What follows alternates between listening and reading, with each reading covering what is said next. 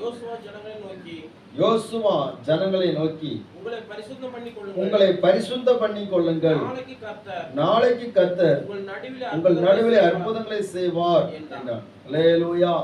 யோசுவா ஜனங்களை நோக்கி ஒரு வார்த்தை சொல்கிறான், உங்களை பரிசுத்தம் பண்ணிக் கொள்ளுங்கள், நாளைக்கு கர்த்தர் உங்கள் நடுவிலே அற்புதங்களை செய்வார் என்று சொல்லி சொல்லப்பட்டிருக்கிறது.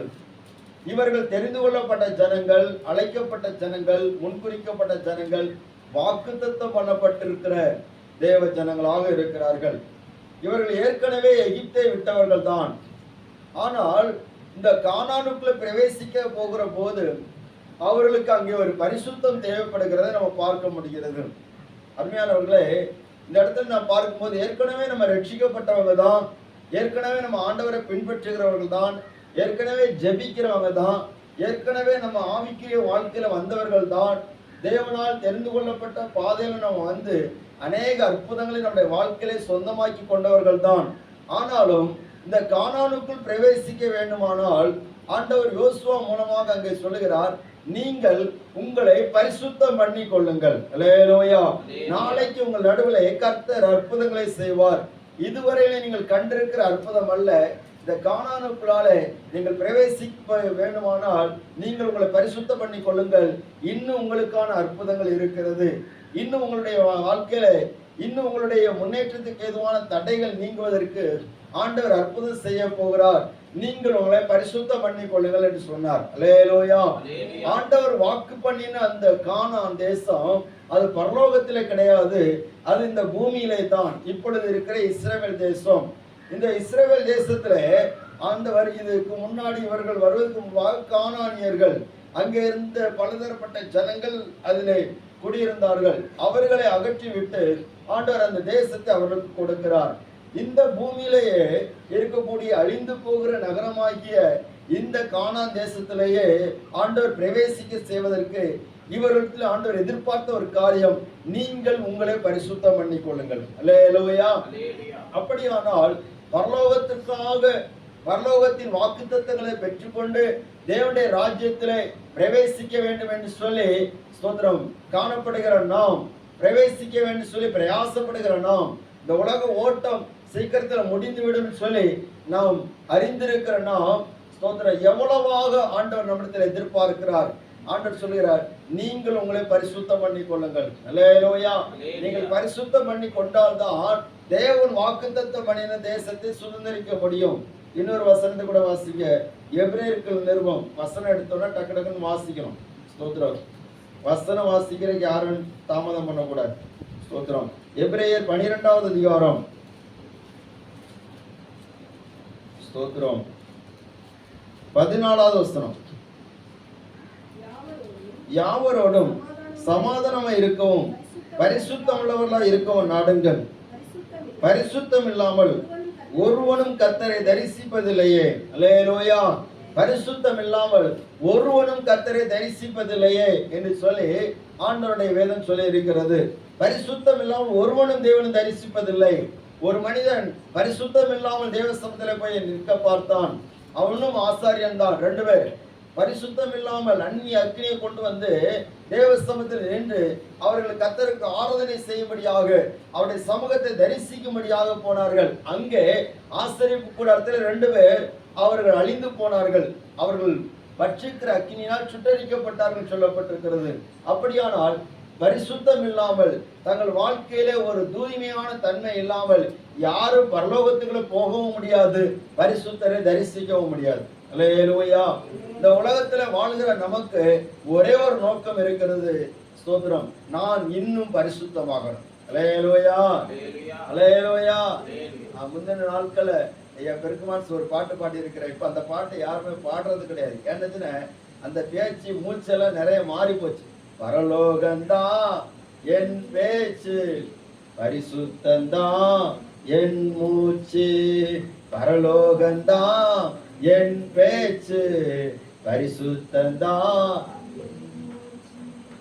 கொஞ்ச காலம் இந்த பூமியிலே, கொஞ்ச காலம் இந்த பூமியிலே இயேசுக்கா சுவிசேஷத்திற்காய், இயேசுவிற்காய், சுவிசேஷத்திற்காய். அல்லேலூயா. சங்கீதக்காரன் தாவீதை பாட சொல்லி கேட்பேன். இந்த பாட்டெல்லாம் பாடும்போது எல்லாரும் குதிப்பாங்க. இப்ப அந்த பாட்டை பாடுறது எல்லாரும் மறந்தாச்சு போல தெரியுது. ஸ்தோத்திரம். அல்லேலூயா. பரலோகம் தான் என் பேச்சு, பரிசுத்தம் தான் என் மூச்சு. அப்படித்தான் தேவ பிள்ளைகள் வாழ்ந்தார்கள். தேவ பிள்ளைகளே, ஏனென்று சொன்னால் இந்த கடைசி நாட்களிலே பரிசுத்தத்தை குலைச்சலாக்கும்படியாக, அசுத்தமான காரியங்களை கொண்டு வரும்படியாக விசுவாசன் பலவிதத்தில் போராடி கொண்டிருக்கிறான். ஆனபடினாலே நாம் இந்த வாழ்க்கையில ஒரே ஒரு வாழ்க்கை வாழுகிறோம். தேவன் எதிர்பார்க்கிற பரிசுத்தத்துக்கு நேராக நம்முடைய சிந்தனைகள், நம்முடைய செயல்பாடுகள், நம்முடைய வாழ்க்கையினுடைய ஓட்டத்தின் முடிவுகள் எல்லாமே காணப்படுவதற்கு நம்ம அர்ப்பணிக்க வேண்டிய காலகட்டத்தில் நம்ம இருக்கிறோம். அல்லேலூயா. சோதர கர்த்தருடைய நாமம் மயப்படுவதாக. ஏனென்று சொன்னால் சோத்திரம், பிசாசனவன் தனக்கு கொஞ்ச காலம் இருக்கிறன்னு சொல்லி அவன் அசுத்த காரியங்களை கொண்டு விதைத்து கொண்டிருக்கிறான். எவ்வளவு அசுத்தங்களை விதைக்க முடியுமோ அவ்வளவு விதைக்கிறான். ஆனால் தேவ பிள்ளைகள் பரிசுத்தத்துக்காக ஜெபிக்கிறாங்க. அல்லேலூயா. தேசத்திலே தேவன் பரிசுத்தத்தை கொண்டு வருவதற்கு சோத்திரம், அநேக தேவ பிள்ளைகள் உபவாசத்தோடு, கண்ணீரோடு, கண்விழிப்போடு கூட தேவ சமூகத்தில் நிற்கிறதுனால நிறைய விஷயங்கள்ல அரசாங்கமே தடை பண்ணி இருக்கிறது. அல்லேலூயா. இது சாதாரண நடக்கிற காரியம் கிடையாது. ஏனென்று சொன்னால் தேவன் தேசத்தை பரிசுத்தப்படுத்த விரும்புகிறார். ஒரு பரிசுத்தமான தேவ ஜனம் தங்களுடைய பாவங்களை அறிக்கையிட்டு ஆண்டுடைய சமூகத்தில் விழுந்து புலம்பி அழுது ஜெபிக்கிற ஒரு கூட்டம் இருக்கிறபடினாலே தேவன் தேசத்திலே அந்த பரிசுத்தத்தை அவர் கட்டளையிடுகிறார். பரிசுத்தத்துக்காக ஒரு கூட்டத்தை ஆண்டவர் எழுப்பவும் செய்கிறார். தேவ பிள்ளைகளே, அப்படியானால் நாம் இன்னும் பரிசுத்தமாக பண்ணப்பட வேண்டியது அவசியமாக இருக்கிறது. அப்படியானால் பரிசுத்தம் நமக்கு அவசியப்படுகிறது. நாம் பரிசுத்தமா இருப்பதற்கு ஆண்டவர் சில காரியங்களை சொல்லி இருக்கிறார். எப்படி நாம் பரிசுத்தமாவது? முதலாவது, அவருடைய ஓய்வு நாட்களை நாம் பரிசுத்தமா ஆசரிக்க வேண்டும். ஆமென். அல்லேலூயா. நாம் அவருடைய ஓய்வு நாட்களை, அவரை ஆராதிக்கிற நாட்களை, பரிசுத்தமான அந்த நாளை நாம் பரிசுத்தமாக ஆசரித்து பரிசுத்தமான பலி செலுத்தி பலிபீடத்தோடு நம்முடைய தொடர்பை நாம் புதுப்பித்துக் கொண்டு அந்த தேவனுடைய ஆலயத்திலே நாம் ஐக்கியப்படுகிற போது நம்முடைய வாழ்க்கையில தேவன் எதிர்பார்க்கிற பரிசுத்தம் உண்டாகிறது. அல்லேலூயா. அவர் தான் நம்மை பரிசுத்தப்படுத்த வேண்டும். நாம் நாமவே பரிசுத்தமாக முடியாது. நாம் செய்ய வேண்டிய காரியத்தை நாம் செய்தால் அவர் அவருடைய பகுதியை நம்ம நிறைவேற்றுவார். ஆனபடினாலே நீங்க தேவாலயத்துக்கு வருகிற போது சரியான நேரத்தில் வரும்படியாக உங்களை அன்பாக கேட்டுக்கொள்கிறேன். ஸ்தோத்திரம். கர்த்தருடைய நாமம் கூட போன வாரத்தில் நான் கொஞ்சம் அழுத்தம் திருத்தமா சொன்னேன். ஆனாலும் நீங்க அதுல ஸ்ட்ராங்கா இருக்கிறீங்க. கர்த்தர் உங்களை ஆசீர்வதிப்பாராக. அல்லேலூயா. ஸ்தோத்திரம். தேவ பிள்ளைகளை, நம்ம இன்னும் சரியாக வேண்டி இருக்கிறது. நம்ம சும்மா சும்மா சொல்லிட்டு இருக்கிறது நல்லது கிடையாது. சின்ன நம்ம சரியாகணும். ஸோ நம்ம இருதயம் அந்த ஸ்தோத்திரம் அந்த நாள் வருகிற போது, கர்த்தர் ஆராதிக்கக்கூடிய நாள் வரும்போது நமக்குள்ள ஒரு விழிப்பு வந்துடும். ஸ்தோத்திரம். பிசாசு அநேக நேரத்தில் அதை பலவீனப்படுத்த விரும்புகிறான். அல்லேலூயா. சத்தமா அல்லேலூயா. ஸ்தோத்திரம். அது பிள்ளைகளுக்குள்ளானே வந்துடுது, ஒரு நிர்விசாரம் வந்துடுது. அப்படி வரக்கூடாது. இது பிசாசுடைய ஒரு தந்திரம். ஸ்தோத்திரம். ஒரு ஆன்லைன் பிரேயருக்கு போயிருந்தேன். அங்கே ஒரு 9 மணிலேருந்து 1 மணி வரைக்கும் நைட்டு ப்ரேயரு பிரசங்கம் பண்ணும்படி அழைக்கப்பட்டிருந்தேன். அங்குள்ள பாஸ்டர் 9 மணிக்கே எல்லாரையும் வர சொல்லிட்டார். வீடு வீடாக போய் சொல்லிட்டு வந்துட்டார். ஸ்தோத்திரம். போயிட்டு சொல்லிட்டு வந்து உட்காந்தாச்சு. 9 மணிக்கு பார்த்தீங்கன்னா கொஞ்சம் பேர் வந்திருக்கிறாங்க, கொஞ்சம் பேர் வரல. ஆராதனை டைம் முடிஞ்சதான் உண்டு. பிடிச்சி எல்லாரையும் பிடிச்சி திட்டுறார். என்ன திட்டுறாருன்னா, ஸ்தோத்திரம், 9 மணிக்கு ஜெபம் சொன்னா நீ எத்தனை மணிக்கு வார அப்படின்னு. எனக்கு ஆச்சரியமா இருந்தது. ஸ்தோத்திரம், இப்படி ஜனங்களை திட்டுறாரு அப்படின்னு. ஒரு சகோதரி சொல்லுது, பாஸ்டர், நான் இந்த நைட்டு ப்ரேயருக்கு வடை போட்டுட்டு இருந்தேன். என்ன போட்டுட்டு இருந்தேன்? வடை போட்டுட்டு இருந்தேன். அதனால எல்லாருக்கும் வடை கொடுக்கணும்ல, அதான் வடை போட்டுட்டு இருந்தேன். இன்னொரு ஆள் டீ போட்டுட்டு இருந்தேன். சொல்றேன், இந்த பாஸ்டர் பிள்ளையாரு, உன் வடையை கொண்டு எங்க கொண்டு குப்பையில கொண்டு போடு. சரியான நேரத்தில் வர முடியாட்டா நீ என்னத்துக்கு வடை சுடுக? அந்த வடை யாருக்கு வேணும்? எனக்கு பரிதாபமா இருந்துச்சு. ஸ்தோத்திரம். அல்லேலூயா. இப்படியெல்லாம் திட்டுறாரு. நம்ம மக்களை ஏதாவது சொல்லியாச்சுன்னா எல்லாரும் மூஞ்சி நீட்டிடுவாங்க. ஸ்தோத்திரம். நான் அப்படிதான் யோசித்தேன். ஸ்தோத்திரம். தேவ பிள்ளைகளே, இப்படித்தான் தேவ பிள்ளைகள் சில காரியங்கள்ல நம்ம கண்டிப்புள்ளவர்களாக இருக்க ஆண்டவர் எதிர்பார்க்கிறார். அல்லேலூயா. சரியான நேரம்ங்கிறது ரொம்ப முக்கியம். சரியான நேரத்தில் தொடங்கிட்டோம்னு சொன்னா அது ரொம்ப ஒரு ஆசீர்வாதமா இருக்கும். ஆண்டவர் அதை எதிர்பார்க்கிறார். அப்போ தேவாலயத்தோடு நம்ம இருக்கிற தொடர்பு சரியான விதத்தில் இருக்கணும். மற்ற எல்லா காரியமும் நமக்கு சரியா நடக்கணும்னு சொல்லி எதிர்பார்க்கிறோம். ஆனா அதே நாம் கர்த்தரோடு சரியாக இருக்கணும்னு சொல்லி பிரயாசப்பட வேண்டியது நமக்கு அவசியமா இருக்கிறது. இரண்டாவது, நம்மை தீட்டுப்படுத்தாதபடி, இந்த உலகத்தின் எந்த காரியமும் நம்மை தீட்டுப்படுத்தாதபடிக்கு நம்மை காத்துக்கொள்ளணும். அல்லேலூயா, ஸ்தோத்திரம். முதல்ல கர்த்தருடைய ஓய்வினாலே நாம் பரிசுத்தமா ஆசரிக்கணும். தேவனுடைய ஆலயத்தில் நாம் முக்கியத்துவம் கொடுத்து போகணும். அப்பொழுது கர்த்தர் நம்மை பரிசுத்தமாக்குவார், பரிசுத்தமாக முடியும். இரண்டாவது, நமக்குள்ள ஒரு தீர்மானம், தானியேலுக்குள்ள தீர்மானம் இருந்தது. ஸ்தோத்திரம். இவைகளினால் உங்களை தீட்டுப்படுத்தாதிருப்பீர்களாக என்று சொல்லி ஆண்டவர் சொன்னார். உன்னை பிரித்தெடுத்த நோக்கம் ஒன்று இருக்கிறது. அல்லேலூயா. சோதர பிள்ளைகளை நினைக்கணும், நம்ம இருக்கிறது பிரித்தெடுக்கப்பட்ட பெற்றோருக்கு நம்ம பிள்ளைகளா இருக்கிறோம். அது ஒரு பாக்கியம். அல்லேலூயா. பிரித்தெடுக்கப்பட்ட ஆண்டவரால் தெரிந்து கொள்ளப்பட்ட தேவ பிள்ளைகளுக்கு நம்ம எப்படி இருக்கிறோம்? பிள்ளைகளாக இருக்கிறோம், பரிசுத்த சந்ததியாக இருக்கிறோம். நம்ம தீட்டுப்படுத்த கூடாது. உலகத்தார் வாழுகிறது போல நாம் வாழக்கூடாது. சோதர பாவத்திலே ஊறுகிற வாலிபர்களை போல, வாலிப பிள்ளைகளை போல நான் இருக்கக்கூடாது. எனக்கு அதுக்கு வித்தியாசம் இருக்கு சொல்லி நம்மளை தீட்டுப்படுத்தாதபடி காத்து கொள்ளணும். தானியேல் அப்படித்தான் தன்னை காத்து கொண்டான். சாத்ராக், மேஷாக், ஆபேத்நேகோ அப்படித்தான் காத்து கொண்டான். உலகத்துல சோதர அநேக கழிவு நீர்கள் ஓடுகிறது. ஆனா அதுல யாரும் விழுவதற்கு பார்க்க மாட்டாங்க. ஏன்னா அது நம்மளை தீட்டுப்படுத்திடும். அல்லேலூயா, சோதரம். அது போகிற அது பாட்டு போட்டோம். ஆனா நம்மளை தீட்டுப்படுத்தக்கூடாது, நம்ம அசிங்கப்படுத்திடக்கூடாது என்கிறத நம்ம கவனமா இருக்கணும். நம்முடைய சுபாவங்கள், நம்முடைய சிந்தனைகள், நம்முடைய பேச்சுக்கள் மற்றவர்களை பார்க்கணும் வித்தியாசமாக இருக்க ஆண்டவர் எதிர்பார்க்கிறார். அல்லேலூயா. பரிசுத்தத்துக்கு சாட்சியாக இருக்க ஆண்டவர் எதிர்பார்க்கிறார். நம்மை தீட்டுப்படுத்தக்கூடாது. சிந்தனைகளில நமக்கு தீட்டு வரக்கூடாது. இந்த தீட்டான காரியத்தை நம்ம விலகி காக்க வேண்டியதாக இருக்கிறது. ஒரு வசனத்தை நம்ம வாசிக்கலாம். 2 கொரிந்தியர் 7வது அதிகாரம் 1ஆம் வசனம்.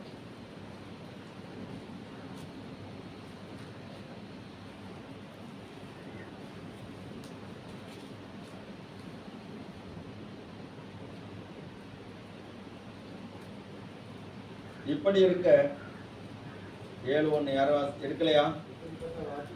இப்படிப்பட்ட வாக்கு தத்தங்கள் நமக்கு உண்டாயிருக்கிறபடியால் பிரியமானவர்களை, மாம்சத்திலும் ஆவியிலும் உண்டான எல்லா அசூசிகளை நீங்க நாம் நம்மை சுத்திகரித்து கொண்டு பரிசுத்தமாகுதலை தேவ பயத்தோடு பூர்ணப்படுத்த கடவோம். அல்லேலூயா.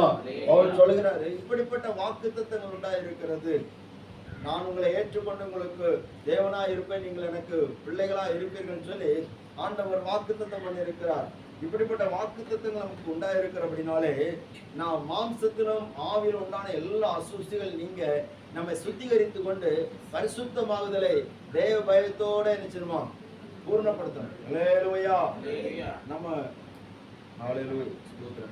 ஒவ்வொரு நாளும் தேவ பயம் நமக்கு தேவை. எந்த காரியம் செய்தாலும் தேவ பயம் தேவை. பிள்ளைகள் கவனிக்கணும், என்னை பெற்றவங்க அப்பா அம்மா ஏதாவது சொல்லிடுவாங்க, அவங்க மனசு கஷ்டப்படும் அப்படிங்கிறது இல்லை. நான் என்னை தீட்டுப்படுத்தாமல் காத்து கொள்ள வேண்டும், அந்த எண்ணம் தான் நமக்கு தேவை. அல்லேலூயா. எல்லாரும் ஸ்தோத்திரம். நான் என்னை தீட்டுப்படுத்திடக்கூடாது, நான் என்னை குற்றப்படுத்திடக்கூடாது. நான் பரலோகத்தின் தேவனுக்கு முன்பாக இருக்கிறேன், அவருடைய பார்வைக்கு நான் குற்றவாளியா இருக்கக்கூடாது. அவருக்கு முன்பாக நான் தீட்டுப்படாமல் இருப்பேன்னு சொன்னா கர்த்தர் எந்த இடத்துல என்னை உயர்த்துவார். ஆமென். யோசேப்பு தன்னை தீட்டுப்படுத்தாதபடி காத்து கொண்டபடினாலே கர்த்தர் அந்த இடத்துல, எந்த தேசத்துல அவன் குற்றவாளியாக தீர்க்கப்பட்டானோ அதே தேசத்துல கர்த்தர் அவனை உயர்த்தினான். எல்லாரும் அவனுக்கு மண்டியிட்டு வணங்கும்படியாக செய்தார். அல்லேலூயா. அப்ப நம்மளை தீட்டுப்படுத்த கூடாது. எந்த தீட்டுப்படுத்துகிற காரியத்துக்கு நம்ம இடம் கொடுக்க கூடாது. பாருங்க, மற்ற சமயத்தில் உள்ளவர்களை பார்த்தீங்கன்னா அவங்க தங்களை தீட்டுப்படுத்த கூடாது என்பதற்காக பல காரியங்களை செய்யறாங்க, பல தியாகங்களை பண்ணுகிறார்கள். ஸ்தோத்திரம். பல காரியங்களை செய்யறாங்க, பல காரியங்களுக்கு விளக்கமா இருக்கிறாங்க. நம்ம அப்படி அல்ல. ஸ்தோத்திரம். வெளிப்படையான சடங்காசாரத்துக்கு தங்களை காத்து கொள்கிறார்கள். ஆனால் நாம் அப்படி அல்ல.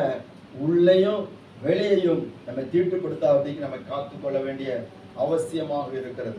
அல்லேலூயா. அதுதான் பாதுகாப்பும் கூட. ஸ்தோத்திரம். கர்த்தருடைய நாமப்படுவதாக. இரண்டாவது காரியமாக நம்ம அதை பார்த்தோம். மூன்றாவது லேவியராகமத்தின் புஸ்தகம் 20வது அதிகாரம் 8வது வசனம்.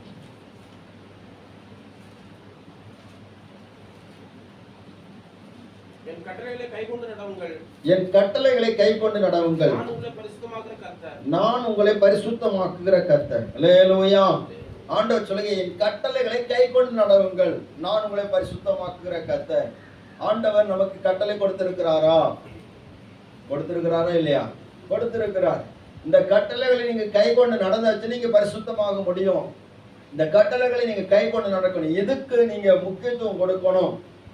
யார் அதிகமாக தேவனுடைய வேதத்தை தியானிக்கிறார்களோ, தேவனுடைய வசனத்தை வாசிக்கிறாங்களோ, அந்த வசனம் அவர்களை மாற்றிக்கொண்டே இருக்கும். அல்லேலூயா. ஸ்தோத்திரம்.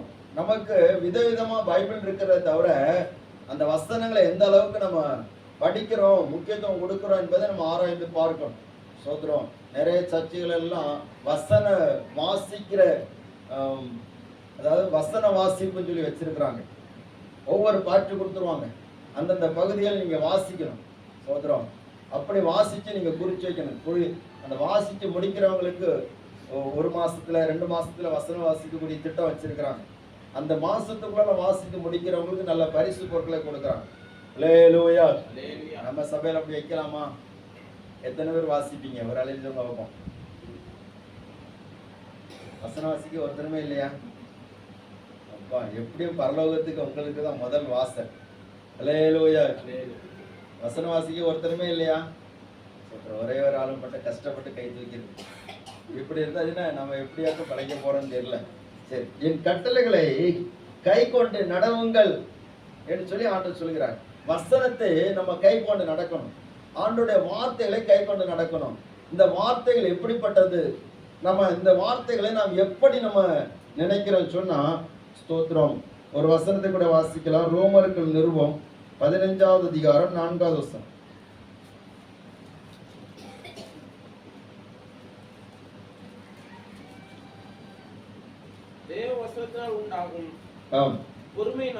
பொறுமையினாலும் ஆறுதலினாலும் நாம் நம்பிக்கை உள்ளவர்களாகும்படிக்கு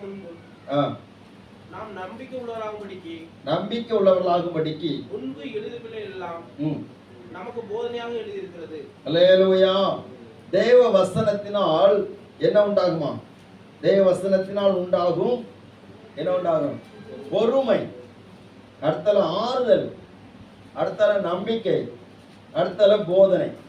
4 காரியம் இருக்குது. ஒண்ணு என்னது? பொறுமை உண்டாகிறது. அல்லேலூயா. சத்தம் அல்லேலூயா. பொறுமை உண்டாகும். 2வது ஆறுதல் உண்டாகும். 3வது நம்பிக்கை உண்டாகும். 4வது போதனை உண்டாகும். அப்ப தேவ வசனம் நமக்கு பொறுமையை கற்றுக் கொடுக்கிறது. உபத்திரவத்தில் நம்ம எப்படி பொறுமையா இருக்கணும், எந்தெந்த காரியத்தில் எப்படி எப்படி நம்ம பொறுமையா இருக்கணும் என்பதெல்லாம் அந்த வேத வசனம் நம்ம கொடுக்கிறது. 2வது ஆறுதல். நம்ம துக்கப்படும் போது, வேதனைப்படும் போது, நம்ம கஷ்டப்படும் போது, நம்ம பல விதத்தில் நெருக்கப்படும் போது நமக்கு ஆறுதல் கொடுக்கிறது. மனிதர்கள் கொடுக்கிற ஆறுதல் அல்ல, வேத நமக்கு கொடுக்கிற ஆறுதல் உன்னதமானது. அல்லேலூயா. அல்லேலூயா. நமக்கு ஆறுதலான வார்த்தைகள் நமக்கு ரொம்ப பிடிக்கும். பைபிள்ல ஆறுதலான வார்த்தை நமக்கு கிடைச்சுன்னா ரொம்ப பிடிக்கும். அல்லேலூயா. ரொம்ப பயந்துட்டு இருக்கும் போது, நீ பயப்படாதே, நான் உன்னுடனே இருக்கிறேன்னு சொன்ன வார்த்தை நமக்கு நல்லா பிடிக்குமா பிடிக்காதா? பிடிக்கும். அல்லேலூயா. ஆறுதலான வார்த்தைகள். ஆண்டவர் நமக்கு ஆறுதலான வார்த்தை இங்கே வைத்திருக்கிறார். அடுத்த நம்ம பார்க்கும்போது நம்பிக்கை. ஒரு அலையில சொல்லுங்க பார்ப்போம். அல்லேலூயா. எத்தனை பேருக்கு ஆண்டவருடைய வசனத்தின் மேல நம்பிக்கை இருக்குது? அல்லேலூயா. நம்பிக்கை இல்லாத நமக்கு நம்பிக்கையை கொடுத்ததே இந்த வார்த்தைகள் தான், இந்த வசனம் தான். இந்த வசனம் தான் நமக்கு நம்பிக்கை கொடுக்குது. இந்த வசனத்தை நம்ம எந்த அளவுக்கு நம்ம இதுக்கு ஈடுபாடு கொடுக்கிறோமோ அந்த அளவுக்கு நம்முடைய நம்பிக்கை வளரும். இந்த வசனத்துக்கு நம்ம எந்த அளவுக்கு தூரமாகிறோமோ அந்த அளவுக்கு நம்பிக்கையே போயிடும். ஒரு அலையில வைப்போம். அல்லேலூயா. இந்த வார்த்தை எந்த அளவுக்கு படிக்கமோ அந்த அளவுக்கு நமக்கு நம்பிக்கை வளரும். இதை விட்டு எந்த அளவுக்கு தூரமாகிறோமோ அந்த அளவுக்கு நம்முடைய நம்பிக்கையே போயிடும். அடுத்தால இந்த வார்த்தைகள் போதனைக்கும் ஏதுவாக இருக்கிறது. போதிக்கலாம். நமக்கு ஒரு போதனையை இந்த வார்த்தை கொடுக்கிறது. வேத வசனத்தை நான் வாசிக்கிற போது அந்த வார்த்தைகள் நமக்கு போதனை கொடுக்கிறது. இப்படி இப்படி நடக்கணும், இப்படி இப்படி நம்ம வாழ்க்கையை நம்ம பின்பற்றணும் என்கிற போதனை கொடுக்கிறது. இந்த வார்த்தைகள் நம்மை பரிசுத்தமாக்குகிறது. அல்லேலூயா, ஸ்தோத்திரம். கர்த்தருடைய நாமம் மகிமைப்படுவதாக. இந்த வார்த்தைக்கு யார் முக்கியத்துவம் கொடுக்கிறாங்களோ அந்த வார்த்தை அவங்களை பரிசுத்தமாக்குறதுன்னு சொல்லி நம்ம பார்க்கிறோம். யோவான் எழுதின சுவிசேஷம் 17வது அதிகாரத்திலே ஆண்டவர் இயேசு சொன்ன ஒரு காரியத்தை நான் பார்க்கிற போது ரொம்ப பிரயோஜனமாக இருக்கும். ஸ்தோத்திரம். 17வது அதிகாரத்திலே 17வது வசனம். உம்முடைய சத்தியத்தினாலே அவர்களை பரிசுத்தமாக்கும், உம்முடைய வசனமே சத்தியம். அல்லேலூயா. உம்முடைய சத்தியத்தினாலே அவர்களை பரிசுத்தமாக்கும். இந்த வசனமே சத்தியம். அப்போ இந்த வசனத்தினாலே நம்ம பரிசுத்தமாக்குகிறோம். ஆண்டவர் இயேசுடைய ஜெபமும் அதுதான். அப்போ பரிசுத்தம் என்பது ஒரு நாளிலே வந்து விடுகிற காரியம் கிடையாது. இந்த வசனம் எந்த அளவுக்கு நம்மளோட உள்ள போய் கிரியை செய்தோ அந்த அளவுக்கு நம்ம பரிசுத்தமாயிட்டே இருக்கும். அல்லேலூயா, அல்லேலூயா, ஸ்தோத்திரம். வேத வசனம் நம்ம பரிசுத்தமாக்கு. அதனால தான் இந்த வார்த்தை பிசாசு ரொம்ப எதிர்க்கிறான். நீங்க யார் சொல்லுகிற வார்த்தையும் கூட எதிர்க்க மாட்டான். அதுக்கெல்லாம் ஸ்தோத்திரம். ஒரு சினிமா நடிகர் ஒரு வார்த்தை சொல்லாதுன்னா அதை பிடிச்சிட்டு நிற்பாங்க. ஸ்தோத்திரம். அதுக்கு பிசாசு எதிர்க்க மாட்டான். யாரோ ஒரு தலைவன் ஒரு வார்த்தை சொல்லிதுன்னு அதை பிடிச்சிட்டு நிற்பாங்க, அதுக்கு எதிர்க்க மாட்டான். ஆனா இந்த வசனத்தை வாசிக்கிற போது பிசாசு எதிர்த்து நிற்கிறான். காரணம் என்னன்னு சொன்னா இந்த வசனம் மனிதனுடைய வாழ்க்கையை பரிசுத்தமாக்குகிறது. அல்லேலூயா. இயேசு அவர் தம்முடைய பரிசுத்தமான வார்த்தையினால்தான், பரிசுத்த கட்டளைகளினால்தான் பிசாசை ஜெயித்தார். இந்த கட்டளைகள் சில தீங்குகள் செய்ய விடாதபடிக்கு நம்மை தடுக்கிறது. சில பாவங்கள் செய்ய விடாதபடிக்கு நமக்கு அது தடுக்கிறது. அது நம்ம எச்சரிக்கிறது. அல்லேலூயா. நீ இந்த காரியத்தை செய்யாத சொல்லி எச்சரிக்கிறது. பாருங்க, முந்தின நாட்கள்ல கவனிங்க, எல்லாரும் கவனிங்க. இந்த வசனத்தை நம்ம யாரும் சாதாரணமாக எடுத்துக்கொள்ளக்கூடாது. இந்த வேத புஸ்தகத்தினுடைய வசனத்தை நம்ம சாதாரணமாக எடுத்துக்கொள்ளக்கூடாது. காரணம் என்னன்னு சொன்னா நோவாவின் நாட்களிலே ஆண்டவர் ஸ்தோத்திரம் அங்கே இருந்த ஜனங்கள் அவர்களுக்கு வேத புஸ்தகம் கிடையாது. வேத புஸ்தகம் கிடையாது. அல்லேலூயா. ஆதியாகமம் கிடையாது, யாத்திராகமம் கிடையாது, லேவியராகமம் கிடையாது, எண்ணாகமம் கிடையாது, உபாகமம் கிடையாது, 66 புஸ்தகம் ஒன்றும் கிடையாது. அவர்கள் அவருடைய அக்கிரமம் பூமியில நினைச்சிட்டு பெருகிட்டு. ஆனா அந்த இடத்துல ஒரு மனிதன் இருந்தான், அது நோவா. அவன் மனசாட்சியின் காலத்தில் வாழ்ந்தபடினாலே அந்த மனசாட்சியின் மூலமாக தேவன் உணர்த்துகிற காரியங்களுக்கு அவன் நீங்களாக்கி அவன் தன்னை நீதிமானாக காத்து கொண்டான். ஒரு அலையில் சொல்லுங்க, அல்லேலூயா. அந்த வேத வசனம் இல்லாத நாட்களிலே நோவா தன்னை காத்து கொண்டபடினாலே அன்றைக்கு உண்டான ஜல பிரளயத்திலே நோவாவுடைய குடும்பம் மட்டுமே பாதுகாக்கப்பட்டது. ஆனால் இந்த நாட்களிலே ஆண்டவர் நமக்கு வேத வசனங்களை தந்திருக்கிறார். 66 புஸ்தகங்களை தந்திருக்கிறார். அல்லேலூயா. 66 புஸ்தகங்களை தந்திருக்கிறார். அந்த 66 புஸ்தகங்களையும் தினந்தோறும் பிரசங்கிக்கிற பிரசங்கியார்கள் இருக்கிறார்கள். நிறைய சம்பவங்கள் இருக்கிறது, நிறைய காரியங்கள் இருக்கிறது. இந்த வசனத்தை உறுதிப்படுத்துவதற்கு ஆண்டவர் நிறைய காரியத்தை வைத்திருக்கிறார். பிரசங்கம் பண்ணி போதிக்கிறது மட்டுமல்ல, இந்த வசனத்தினால் நம்ம ஆசீர்வதிக்கப்பட்டும் இருக்கிறது. அல்லேலூயா. வசனத்தினால் ஆசீர்வதிக்கப்பட்டிருக்கிறோம் சொல்றவங்க மட்டும் ஒரு அழிச்சு பார்ப்போம். கர்த்தர் உங்களை ஆசீர்வதிப்பார். அல்லேலூயா. கர்த்தர் உங்களை ஆசீர்வதிப்பாராங்க. அப்ப இந்த வசனத்தில் நாம ஆசீர்வதிக்கப்பட்டிருக்கிறோம். இந்த பைபிள்ல சொல்லப்பட்டிருக்கிற வார்த்தைகள் தான் இன்னைக்கு பூமியில நிறைவேறி கொண்டிருக்கிறது. அநேக சம்பவங்கள் நிறைவேறி கொண்டிருக்கிறது. அப்படியானால் இந்த வார்த்தைகள் நமக்கு இவ்வளவு ஆணித்தரமாக சொல்லப்படுகிற போது இந்த வார்த்தைக்கு நாம் எந்த அளவுக்கு முக்கியத்துவம் கொடுக்கிறோம் ஸ்தோத்திரம் என்பது நமக்கு ரொம்ப முக்கியமா இருக்குது.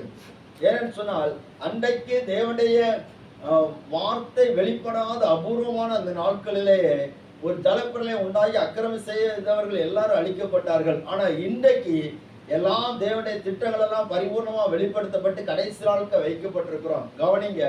அப்போ இந்த நாட்கள்ல நாம் எப்படி கவனம் உள்ளவர்களாக இருக்கணும்? யோவான் சுவிசேஷம் 12வது அதிகாரம் 48வது வசனம்.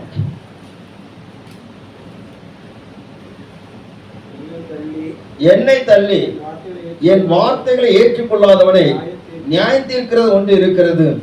நான் சொல்லிய வசனமே அவனை கடைசி நாளில் நியாயம் தீர்க்கும். அல்லேலூயா. ஆண்டு சொல்கிறார், என்னை தள்ளி என் வார்த்தைகளை ஏற்றுக்கொள்ளாதவனை நியாயம் தீர்க்கிறது ஒன்று இருக்கிறது. இந்த வசனம் தான் நியாயம் தீர்க்குமா? கவனிக்கணும். அல்லேலூயா. ஸ்தோத்திரம். எல்லார் கையில ஒண்ணு இருக்குது, அது நியாயம் தீர்க்காது. அது நியாய தீர்ப்புக்கு உள்ள மாறிடும். ஆனா அது நமக்கு எதிராக சாட்சி தான் சொல்லும். அல்லேலூயா. ஸ்தோத்திரம். பைபிள் காலேஜில் படிக்கும்போது ஒரு பாஸ்டர் எனக்கு அழகா ஒன்று சொன்னார். கவனிங்க, இப்போ மைக்கில் பேசுறேன், கவனிங்க. என்ன சொன்னார்னா, அதான் நியாய தீர்ப்பு நாளில் எல்லாரையும் ஆண்டவர் கூப்பிடுவார். கூப்பிடும்போது இந்த விக்கிரக ஆராதனை செய்கிறவனை பார்த்து கூப்பிடுவார். நான் உனக்கு ஸ்தோத்திரம், உனக்கு உன்னை படைச்ச கடவுள் நான் இருக்கும்போது நீ எப்படி கல்லையும் மண்ணையும் கும்பிடுவா அப்படின்னு சொல்லி கேட்ட போது அந்த மனிதன் சொல்லுகிறான், ஸ்தோத்திரம், கல்லை மனை எனக்கு இந்த இது தெய்வம்னு சொல்லி தெரியாது, தெரிஞ்சு இது தெய்வம் இல்லைன்னு சொல்லி தெரியாது, தெரிஞ்சுன்னு சொன்னா நான் கும்பிட்டுக்க மாட்டேன் அப்படின்னு. உடனே சரி நீ எந்த தெய்வத்தை கும்பிட்ட, எந்த கல்லை கும்பிட்டேன்னு சொன்ன அந்த கல் வந்துச்சு. அல்லேலூயா. கவனிக்கிறீங்களா? அந்த கல் வந்துச்சு. இப்போ ஒரு சிலை வந்து நிற்கும். இப்போ சிலைக்கு சக்தி கொடுக்குற, சக்தி கொடுத்து பேசக்கு திறமை கொடுத்து சொல்றாரு, நீ இவனை உன்னை வணங்கும்படியா சொன்னியா அப்படின்னு. உடனே அது பேசுது. அது சொல்லுது, ஐயோ நான் அப்படியெல்லாம் ஒன்று சொல்லலை, எனக்கு வாயிருந்து பேச முடியாது, காது இருந்து அவன் சொல்ல என்னன்னு கேட்காது, கண்ணு இருந்து பார்க்க முடியாது, அப்படி இருந்தாலும் நான் எப்படி சொல்லுவேன், அவன் தான் என்ன வணங்குனா நான் என்ன பண்ணக்கு, என்னால் முடிஞ்சதை நான் பண்ணினேன். என்ன பண்ணினேன்? சோத்திரம், நான் இப்படி கை வச்சிருந்தேன். கவனிங்க, இப்படி கை வச்சிருந்தேன். ஏன்னா மேலான கடவுள் ஒருத்தர் இருக்கிறார், அவரை கும்பிடு, என்ன கும்பிட்டனே கீழே போவதில் காட்டுறதுக்கு நான் இப்படி.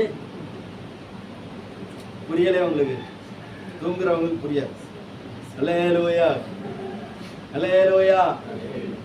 மேலான கடவுள் ஒருத்தருக்கு அவரை கும்பிடு, என்ன கும்பிட்டேன்னு நான், நீ எங்க போவ?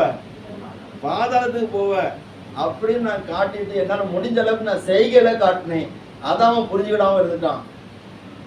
அல்லேலூயா. அப்போ நம்ம எதுக்கு நம்ம ஈடுபாடு கொடுக்கிறோமோ அது நமக்கு எதிராக சாட்சி கொடுக்கும். ஸ்தோத்திரம். நம்ம அதிகமாக மொபைல் போன்ல ரொம்ப நேரம் இடுப்பு பார்த்துட்டே இருந்தோன்னு அது நமக்கு எதிராக சாட்சி கொடுக்கும். ஸ்தோத்திரம். அல்லேலூயா. வேத புஸ்தகத்தை நம்ம அதிகமா வாசிச்சோம்னா அது நமக்கு நம்மை உருவாக்கி நம்மை தேவனுக்கு முன்பாக கொண்டு போய் நிறுத்தி சாட்சி கொடுக்கும். அல்லேலூயா. இவர்கள் இந்த வேதத்தை அதிகமாக நேசித்தார்கள். நம்முடைய வேதத்தை நேசிக்கிறவர்கள் மிகுந்த சமாதானம் இருக்குதா? அவர்களுக்கு இடரல் இல்லை. அவங்க இடரவே மாட்டாங்க. அவங்களுக்கு ரொம்ப சமாதானம் உண்டு. வேதத்தை நேசிக்கிறவங்களுக்கு மிகுந்த சமாதானம் உண்டு. அவர்களுக்கு இடரல் இல்லைன்னு சொல்லப்பட்டிருக்கு. அப்போ இந்த வசனத்துக்கு நம்ம இடம் கொடுத்து இந்த வார்த்தைகளை நம்ம முக்கியப்படுத்தும் போது இந்த வார்த்தை நம்ம பரிசுத்தமாக்குகிறது. இந்த வார்த்தை பரிசுத்தமான தேவனுடைய வார்த்தை. அல்லேலூயா. ஸ்தோத்திரம். ஏன்னு சொன்னால் ஸ்தோத்திரம், பாருங்க, ஒரு பெரிய மீட்டிங் நடந்தது. அகஸ்டின் ஜெபக்குமார் அவங்க மீட்டிங் தூத்துக்குடியில் நடந்தது. கவனிங்க. அப்போ அந்த பரிசுத்த வேத புஸ்தகத்துக்கு எதிராக சில துண்டு பிரதிகளை கொடுத்து பிரச்சாரம் பண்ணினார்கள். அந்த வார்த்தைகள் அந்த பேப்பர் ஒன்று அவர்களுடைய கையில போயிட்டு என்னன்னு சொன்னா, இது இந்த வேத புஸ்தகம் பரிசுத்த வேத புஸ்தகம் கிடையாது. கவனிங்க. அல்லேலூயா. நம்ம வச்சிருக்கக்கூடிய புஸ்தகம் பரிசுத்த வேத புஸ்தகமா பரிசுத்தம் இல்லாத வேத புஸ்தகமா? சொல்லுங்க பார்ப்போம். பரிசுத்த வேத புஸ்தகம்.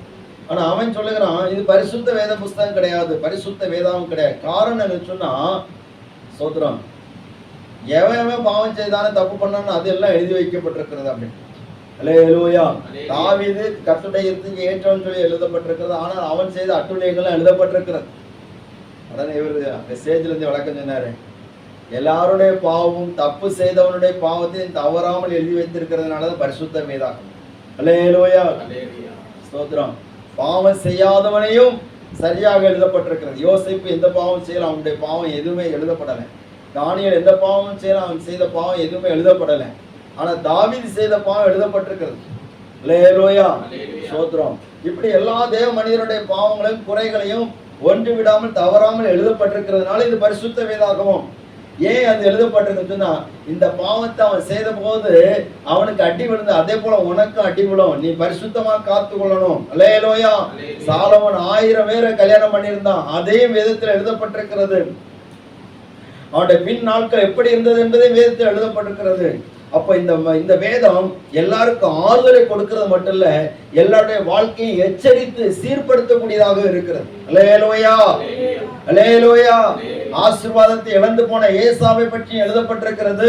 ஆசீர்வாதத்துக்காக ஏமாற்றின யாக்கோபை குறித்து எழுதப்பட்டிருக்கிறது. ஆண்டவர் அவனை எப்படி சரியாக்கினார் என்பதே எழுதப்பட்டிருக்கிறது. இந்த வேத வசனம் நம்ம எல்லா காரியத்திலையும் நம்ம படிக்கிற போது அது நமக்கு தேனிட்ட ஸ்தோத்திரம் ஒரு சுவையை போல நமக்கு அது இனிமையாகவும் புதுமையாகவும் இருக்கிறது.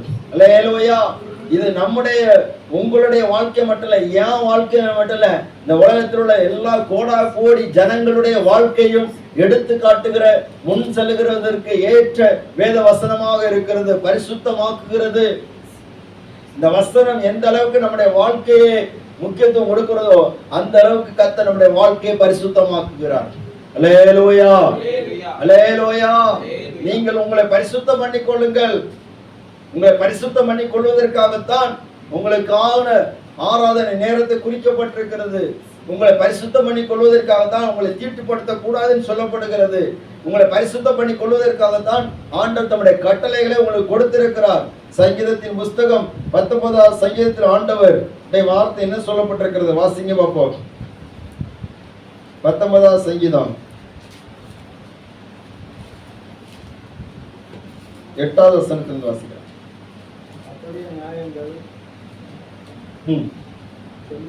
செம்மையும் இருதயத்தை சந்தோஷிப்பிக்கிறதுமா இருக்கிறது. கர்த்தருடைய கற்பனை தூய்மையும் கண்களை தெளிவிக்கிறதுமா இருக்கிறது. கர்த்தருக்கு பயப்பட பயம் சுத்தமும் என்றைக்கு நிலைக்கிறதுமா இருக்கிறது. கர்த்தருடைய நியாயங்கள் உண்மையும். அடுத்த வசனம் கூட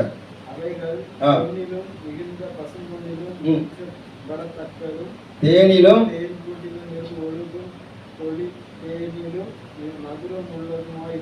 அல்லேலூயா. 7ஆம் வசனத்திலிருந்தே இருக்குது. கர்த்தருடைய வேதத்தினுடைய ஒவ்வொரு பகுதிகள் சொல்லப்பட்ட கர்த்தருடைய வேதம் சொல்லப்பட்டிருக்கிறது. கர்த்தருடைய சாட்சி என்று சொல்லப்பட்டிருக்கிறது. கர்த்தருடைய நியாயம் என்று சொல்லப்பட்டிருக்கிறது. கவனிக்கிறீங்களா எல்லாரும்? அல்லேலூயா. எல்லாரும் சத்தமா அல்லேலூயா, அல்லேலூயா. 19ஆம் சங்கீதத்தை எடுத்து கவனிங்க. ஸ்தோத்திரம். கர்த்தருடைய வேதம் என்று சொல்லப்பட்டிருக்கிறது. கர்த்தருடைய சாட்சி என்று சொல்லப்பட்டிருக்கிறது. கர்த்தருடைய நியாயங்கள் என்று சொல்லப்பட்டிருக்கிறது. கர்த்தருடைய கற்பனை என்று சொல்லப்பட்டிருக்கிறது. கர்த்தருக்கு பயப்படும் பயம் என்று சொல்லி வேதத்தில் சொல்லப்பட்டிருக்கிறது. அல்லேலூயா. கர்த்தருடைய நியாயங்கள் என்று சொல்லப்பட்டிருக்கிறது. இவைகள் எல்லாம் ஸ்தோத்திரம் எப்படி எப்படி ஒரு மனிதனுடைய வாழ்க்கையில் இருக்கிறது என்பதையும் சொல்லிவிட்டு அதை அனுபவித்து சொல்லுகிறான். தேனிலும் தேன் கூட்டிலும் ஒழுகிற தெளி தேனிலும் மதுரம் உள்ளதாக இருக்கிறது. ஒரு தேனை தொட்டு நாக்கில் வச்ச எப்படி இனிப்பா இருக்குமோ. அல்லேலூயா. எல்லாரும் கொஞ்சம் வச்சு பாருங்களேன். வச்சோடனே நாக்கில் நினைச்சாலே நாக்கில் என்ன வருது? ஒரு சொட்டு தண்ணி வருது பத்தியெல்லாம், அதை விட அதிகமா. அல்லேலூயா, ஸ்தோத்திரம். அவன் சொல்லுகிறான், ஏன் அப்படி சொல்கிறான்? அவைகளால் உமது அடியேன் எச்சரிக்கப்படுகிறேன், அவைகளை கை கொள்கிறதால் மிகுந்த பலன் உண்டு. இந்த வார்த்தை நம்மளை எச்சரிக்குது. அல்லேலூயா, அல்லேலூயா, ஸ்தோத்திரம். ஒரு தேவ மனுஷன்ட்டு அவங்க அம்மா சொன்னாங்களாம், ஸ்தோத்திரம், மகனே, சின்ன வயசுல சொல்லி கொடுத்தாங்க, நீ வேதத்தை சுமந்தால் வேதம் உன்னை சுமக்கும். அல்லேலூயா. அதான் பிளஸ்ஸிங் யூத் மிஷன் நடத்துகிற அண்ணன் ஸ்டான்லி அண்ணன், அவங்க அம்மா சொல்லி கொடுத்தாங்களாம், நீ வேதத்தை சுமந்தாச்சுன்னா வேதம் உன்னை சுமக்கும். இந்த வேதத்தை எந்த அளவுக்கு சுமக்கிறீங்களோ அந்த அளவுக்கு வேதம் உங்களை சுமக்கும். வேதம் எது சுமக்காது. அல்லேலூயா. இது ஏன்னா ஆண்டவருடைய வார்த்தை, ஆண்டவருடைய கிரியைகள், ஆண்டவருடைய காரியங்கள் என்று சொல்லப்படுகிறது. ஸ்தோத்திரம். அப்படியானால் மூன்றாவது, கட்டளைகளை கை கொள்ளும் போது நாம் பரிசுத்தமாகிறோம். இன்னும் நிறைய வசனங்களுக்கு சொல்ல சமயம் இல்லை. நான்காவது, எபிரேயர் 12வது அதிகாரம் 10 வசனம்.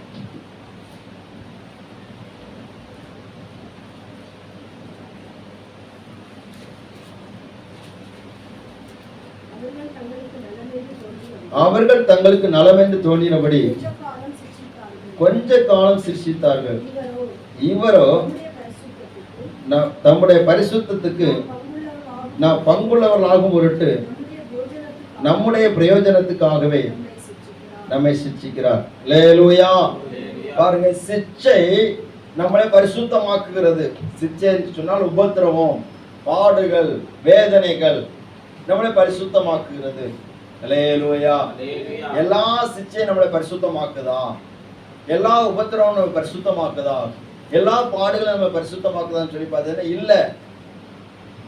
கர்த்தருக்குள் நாம் படுகிற பாடுகள் நம்ம நினைச்சோம் பரிசுத்தமாக்கும். அல்லேலூயா. ஸ்தோத்திரம். கர்த்தருடைய நாமம் எப்பொழுதாக. ஆண்டவர் சொல்கிறார், தகப்பன் தன் பிள்ளையை நேசிக்கிற புத்திரனை கடிந்து கொண்டு சிட்சிக்கிறான்.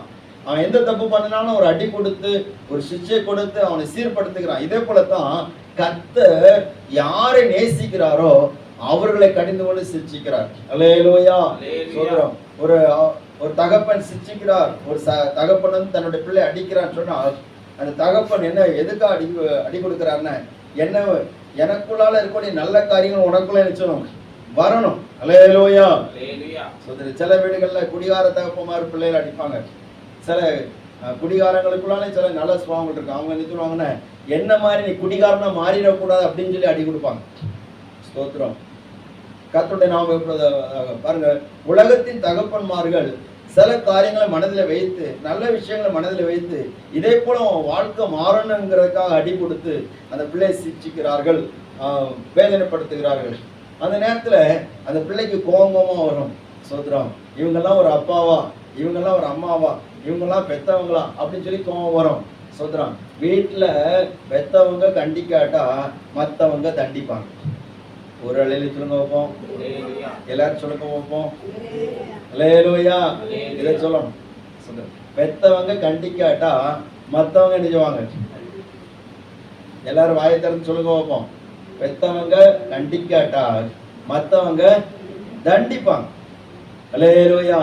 கண்டிப்பு தேவையா, தண்டிப்பு தேவையா?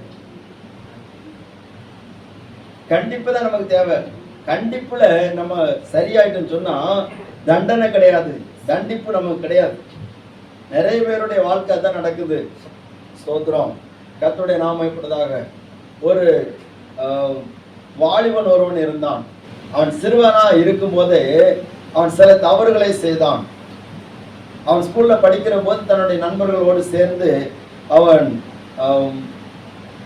ஸ்கூல் முடித்து வருகிற போது பக்கத்தில் உள்ள தோட்டத்தில் உள்ள காய்கறிகளை பறித்து கொண்டு வருவான். வீட்டில் வருகிற போது அவருடைய தாயாரத்தில் கொண்டு கொடுத்தோன்னா அவங்க வந்து, மக்களை நீ எங்கேருந்து பறிச்சுட்டு வந்த? அது மற்றவர்களுக்கு தோட்டத்திலிருந்து பறிச்சுட்டு வந்த. அப்படியா? அல்லேலூயா. சோத்திரம். எல்லாரும் கவனிக்கிறீங்களா? மற்றவங்க தோட்டத்திலிருந்து பறிச்சுட்டு வந்தேன், மற்றவங்க தோட்டத்திலிருந்து தேங்காய் பறக்கிட்டு வந்தேன், மட்டை பறக்கிட்டு வந்தேன், அதை பண்ணிட்டு வந்தேன், இதை பண்ணிட்டு வந்து சொல்லி கொண்டு கொடுப்பான். அந்த அம்மா ரொம்ப சந்தோஷமா வாங்கி வாங்கி கறி வச்சு கொடுத்தாங்க, எல்லாம் வச்சு கொடுத்தாங்க. இன்னொரு வீடு இருந்துச்சு. அந்த வீட்டில் சோத்திரம் ஒரு நாள் இதே போல ஒரு பையன் என்ன பண்ணான்னா அவங்க அம்மாட்ட கொண்டு கொடுத்தான், கொஞ்சம் காய்கறி கொண்டு கொடுத்தான். மக்களே இது எங்கேருந்து படிச்சுட்டு வந்தார்? உடனே அவன் சொன்னான், அடுத்த அந்த வரக்கூடிய வழியில் அந்த தோட்டம் இருந்துச்சு, அங்கேருந்து பறிச்சேன், நானும் என் ஃப்ரெண்டுமா பறிச்சோம் அப்படின்னு. சரி மக்களை கொண்டா அப்படின்னு சொல்லி கறி வச்சு கொடுத்தாங்க. எல்லாம் தெரியுமா? வேப்ப நிலை. அல்லேலூயா. கவனிக்கிறீங்களா? கவனிக்கிறவங்களுக்காக கர்த்தருக்கு ஸ்தோத்திரம், கவனிக்காதவங்களுக்காக கர்த்தருக்கு ஸ்தோத்திரம். அல்லேலூயா. இந்த அம்மா நல்ல நல்ல நிலை கறி வச்சு கொடுத்தாங்க. அந்த அம்மா இதுல கறி வச்சு கொடுத்தாங்க வேப்பெண்ணெய். இவன் தின்னு பார்த்தவன் சொன்னான், ஏம்மா கசக்குது.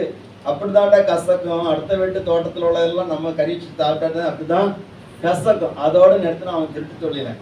சொல்றேன், இவனுக்கு நல்ல எண்ணெயிலையும் நெய்யிலையும் கறி வச்சு கொடுத்தாங்க, நல்ல இனிப்பா இருந்துச்சு. அவனை தண்டிக்கவே இல்லை. அதனால நாளாக நாளாக அவனை திருட்டுத்தனம் கொள்ளையா மாறிச்சு, கொள்ளையா மாறி கொலையா மாறிச்சு. கடைசியில ஜெயில போய் உட்கார்ந்துட்டான். இப்ப இவனுக்கு ஜெயில ஆயுள் தண்டனை விதிச்சிருக்கிறாங்க. அல்லேலூயா. அது கடுமையான தண்டனை.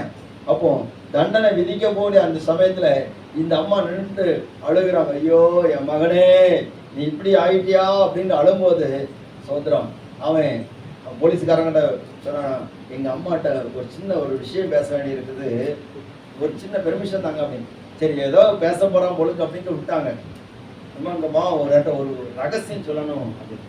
அவங்க என்ன நினைச்சாங்கன்னா, இவன் எங்கேயாவது புதையில நினைச்சிருப்பான், லேலுயா புதையில வச்சிருப்பான், அதான் ரகசியம் வேண்டாம் சொல்றான் அப்படின்ட்டு போய் காதை கொடுத்தாங்க. அவன் என்ன பண்ணாரு, காதை கடிச்சு எடுத்துட்டான், துண்டா எடுத்தான். அங்க இருந்தவங்கள பிடிச்சாங்க, ஏன்டா காதை கடிச்ச? சோத்திரம், வேற எதுவும் கடிக்க முடியல, காது தான் கிடைச்சு. லேலோயா. ஏன்னா நான் சின்ன வயசுல தவறு செய்யும் போது என்னை தண்டிக்காம கண்டிக்காம அது எல்லாவற்றையும் உற்சாகப்படுத்தி என்னை என்கரேஜ் பண்ணதுனால இப்பொழுது இப்படிப்பட்ட ஒரு கொலைக்காரனாக குற்றவாளியாக்கி எல்லாருக்கும் முன்னாடி வந்து நிக்கிற ஒரு பெரிய ஒரு ரவுடியா வந்து நிக்கிறேன். இதுக்கு காரணமா இருந்தது யாரு? இந்த தாய் தான். நான் சின்ன வயசுல தவறு செய்யும் போது என்னை சரிப்படுத்தாம இருந்ததுனால. தேவ பிள்ளைகளே சுத்திரம் பாருங்க, நம்முடைய ஆண்டவர் நம்ம ரட்சித்து விட்டார், நம்ம தெரிந்து கொண்டு விட்டார் சொன்னா நம்ம எப்படியாவது சீர்படுத்தணும் சொன்னா சில பாடுகளின் வழியாகத்தான் கொண்டு போவார். அல்லேலூயா. ஒரு அல்லேலூயா. சில துன்பத்தின் வழியாக கொண்டு போவார், சில குறைவுகளின் வழியாக கொண்டு போவார். ஆண்டவர் இஸ்ரவேல் ஜனங்களை கானானுக்கு கொண்டு போகும்போது கூட அவர்களை வனாந்தரத்தின் வழியாக கொண்டு போனார். கொண்டு போகிற போது பல பாடுகள் வேதனைகள் தான். ஆனாலும் நீ சில காரியங்களை கற்றுக்கொள்ளணும்.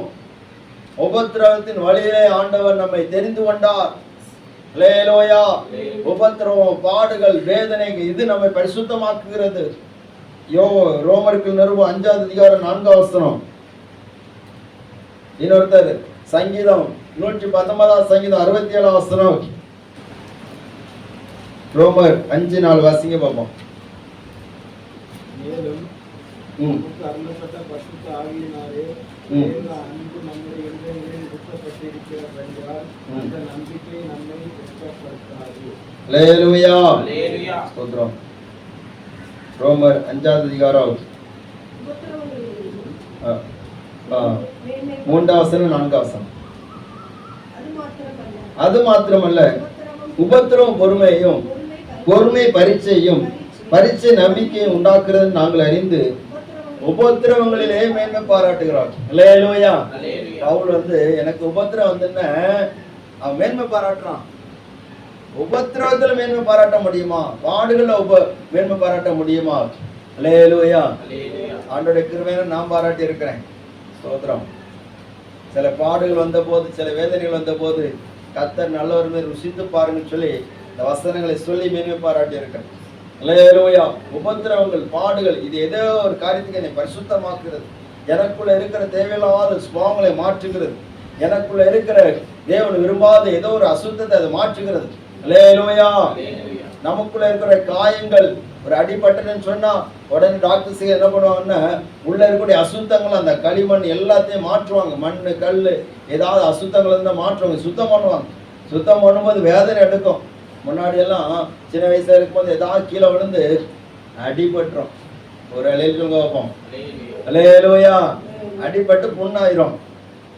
நம்ம என்ன பண்ணுவோம்னா முடிஞ்ச அளவுக்கு பொதிஞ்சு கொண்டு போவோம். ஆனா சோத்திரம், ஒரு அம்மா இருக்கிறாங்க வாத்தியார் வேலையில.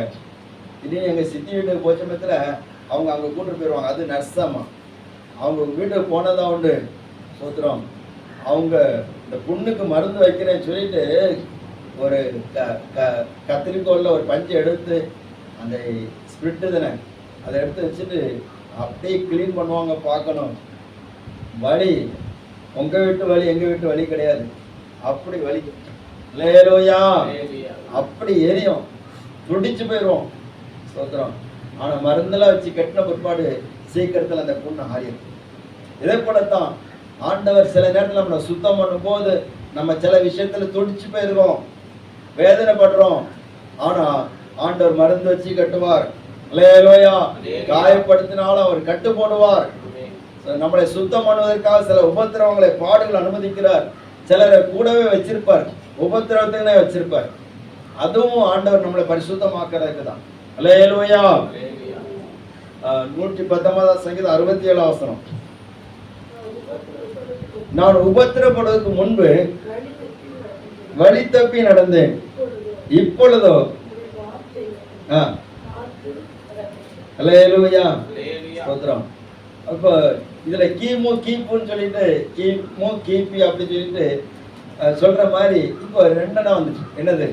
ஊமு ஊப்பி.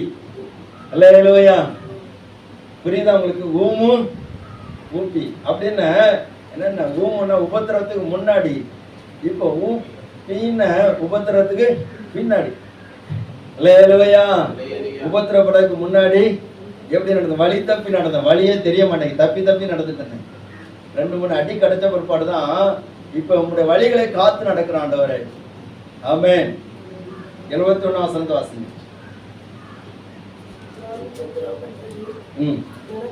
இப்பதான் சொல்றேன், நான் உபத்திரப்பட்டது எனக்கு நல்லது, அதனால் உங்களுடைய பிரமாணங்களை கை கொண்டிருக்கிற தாவீது பிரமாணங்களில் கற்றுக்கொள்கிறேன். அல்லேலூயா, தாவீது அவனுக்கு அனுபவத்துக்கு நான் உபத்திரப்பட்டது நல்லது ஆண்டவரே.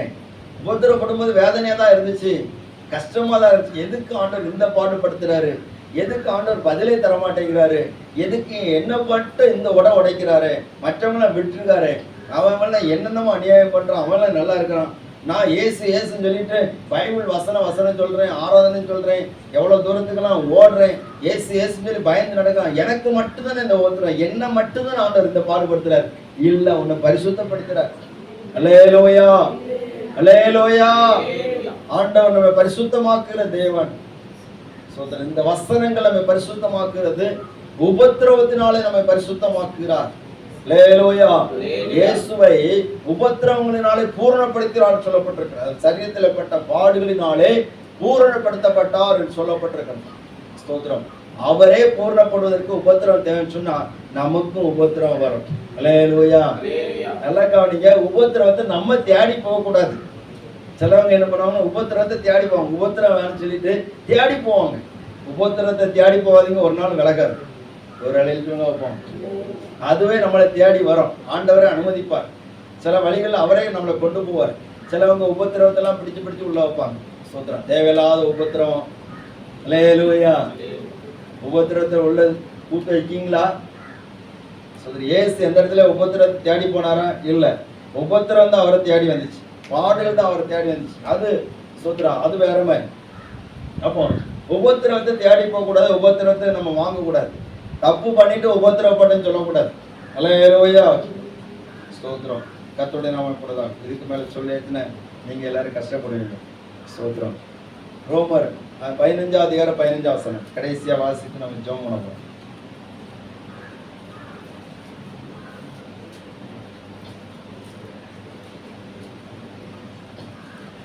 அப்படி இருந்தும் சகோதரரே, புறஜாதியராகிய பலி பரிசுத்த ஆவியினாலே பரிசுத்தமாக்கப்பட்டு தேவனுக்கு பிரியமான பலியாகும்படிக்கு நான் தேவனுடைய சுவிசேஷ ஊழியத்தை நடத்தும் ஆசாரியனாய் இருந்து புறஜாதிகளுக்கு இயேசு கிறிஸ்துவின் ஊழியக்காரனாக பொருட்டு தேவன் எனக்கு அளித்த கிருபையினாலே உங்களுக்கு ஞாபகப்படுத்தும்படிக்கு இவர்களை நான் அதிக தைரியமாய் எழுதினேன். அல்லேலூயா. புறஜாதியாராகிய பலி பரிசுத்த ஆவியினாலே என்ன செய்து பரிசுத்தமாக்கப்படும். அப்படின்னா கடைசியாக ஆண்டவர் சொல்லுகிற காரியம் பரிசுத்தமான பரிசுத்த ஆவியினால தான் நீ பரிசுத்தமாக முடியும். அல்லேலூயா. பரிசுத்த ஆவியானவர் இல்லாட்டா நம்ம பரிசுத்தமாக முடியாது. பரிசுத்த ஆவியானவர் தான் நம்ம பரிசுத்தப்படுத்தணும். அப்போ யார் தேவனுடைய ஆவி இல்லாம இருக்கிறாங்களோ, கிறிஸ்துவின் ஆவி இல்லாமல் இருக்கிறாங்களோ, அவங்க கிறிஸ்துவனுடையவர்கள் அல்ல என்று சொல்லப்பட்டிருக்கு. அப்படியானால் நாம் பரிசுத்த ஆவியினாலே நிரப்பப்பட்டு தேவனுக்கு பிரியமான ஆராதனை செய்கிறவர்கள் நம்ம மாறணும். கூட ஒரு 2 வசனம் கூட வாசித்து நம்ம ஜெபம் பண்ணுவோம். 2 தெசலோனிக்கே 2 அதிகாரம் 13 வசனம்.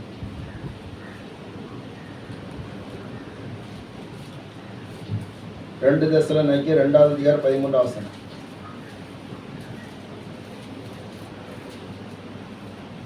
கர்த்தருக்கு பிரியமான சகோதரரே, நீங்கள் ஆவியினாலே பரிசுத்தமாக்கப்படுகிறதுனாலும் சத்தியத்தை விசுவாசிக்கிறதுனாலே ரட்சிப்படையும்படிக்கு ஆதிமுதல் தேவன் உங்களை தெரிந்து கொண்டபடியினாலே நாங்கள் உங்களை குறித்து எப்பொழுதும் தேவனை ஸ்தோத்திரிக்க கடனாளிகளாய் இருக்கிறோம். அல்லேலூயா.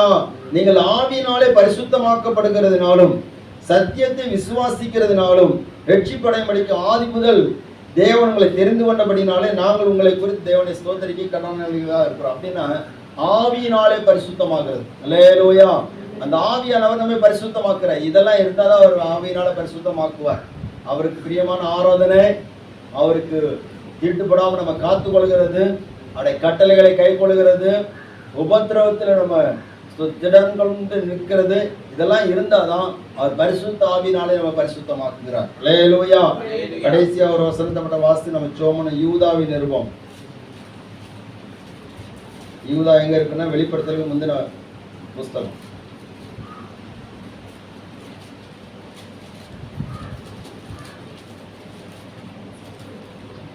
இருபதாம் வசனம், 20, 21. நீங்களோ பிரியமானவர்களே, உங்களை மகா பரிசுத்தமான விசுவாசத்தின் மேல் உங்களை உறுதிப்படுத்திக் கொண்டு பரிசுத்த ஆவிக்குள் ஜெபம் பண்ணி தேவனுடைய அன்பிலே உங்களை காத்து கொண்டு நித்திய ஜீவனுக்கு ஏதுவாக நம்முடைய கர்த்தராகிய இயேசு கிறிஸ்துவின் இரக்கத்தை பெற காத்திருங்கள். அல்லேலூயா. ஸ்தோத்திரம். நீங்க எப்படி ஜெபம் பண்ணணுமா? பரிசுத்த ஆவிக்குள்ளால நீங்க ஜெபம் பண்ணணும். அல்லேலூயா. ஏன்னு சொன்னால் மகிமையுள்ள சிங்காசனத்துக்கு முன்பாக நம்ம மாசற்றெல்லாம் நிறுத்த வல்லமை உள்ளவர் அவர்தான். எல்லாரும் ஜெபம் பண்ணுவோமா?